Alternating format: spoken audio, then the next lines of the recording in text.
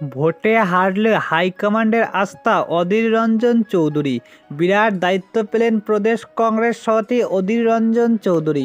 বিস্তারিত জানিয়ে দিব, সঙ্গে থাকুন। চ্যানেলে নতুন হলে সাবস্ক্রাইব করুন, পাশে থাকা বোতামটি বাজিয়ে দিন। সেই 1999 সাল থেকে একটানা জিতে এসেছে অধীর রঞ্জন চৌধুরী।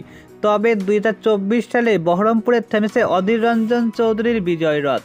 এবার লোকসভা নির্বাচনের ফলাফল প্রকাশের পর দিল্লিতে নাকি হাইকমান্ড প্রদেশ কংগ্রেস সভাপতি পদ ছেড়ে ইচ্ছা প্রকাশ করেছে অধীর রঞ্জন চৌধুরী।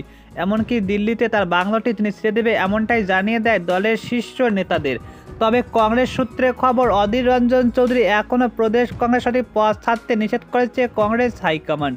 এমনকি দিল্লির বাংলো ছাড়তে বারণ করেছে সোনিয়া গান্ধী, রাহুল গান্ধী, মল্লিকার্জুন খাড়গে। তবে কি অধীরের জন্য এবার অন্য কিছু ভেবে রেখেছে সোনিয়া, রাহুল গান্ধী? সেই 1999 সাল থেকে বহরমপুর কেন্দ্রের সাংসদ নির্বাচিত হয়ে চলেছে প্রদেশ কংগ্রেস সভাপতি অধীর রঞ্জন চৌধুরী।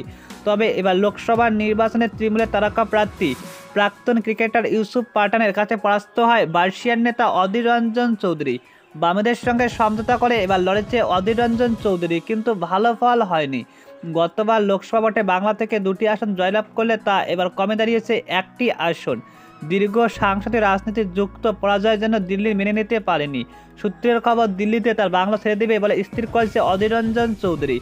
তবে কংগ্রেস সূত্রে অন্য খবর ইতিমধ্যে জানা গিয়েছে। সূত্রের খবর, অধীরকে রাজধানী বাংলা ছাড়তে নিষেধ করেছে সোনিয়া গান্ধী, রাহুল গান্ধী, মল্লিকার্জুন খাড়গে। সামনে রাজ্যসভার 10 আসনে নির্বাচিত হতে চলেছে। ইন্ডিয়া জোটের সঙ্গীরা সমর্থন করলে তা 2 থেকে 3টি আসন জিততে পারে কংগ্রেস। তবে কি অধীর রঞ্জন চৌধুরী এবার রাজ্যসভায় ছিনিয়ে নিতে পারে, এ নিয়ে জল্পনা তুঙ্গে। আর কয়েকদিন বাদে উপনির্বাচন হতে চলেছে শীঘ্রই।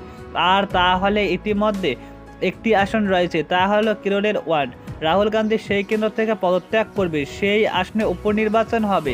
সেখানে কি তাকে প্রার্থী করতে পারে, এ নিয়ে জল্পনা। তবে এ নিয়ে এখনও কিছু স্পষ্ট নয়।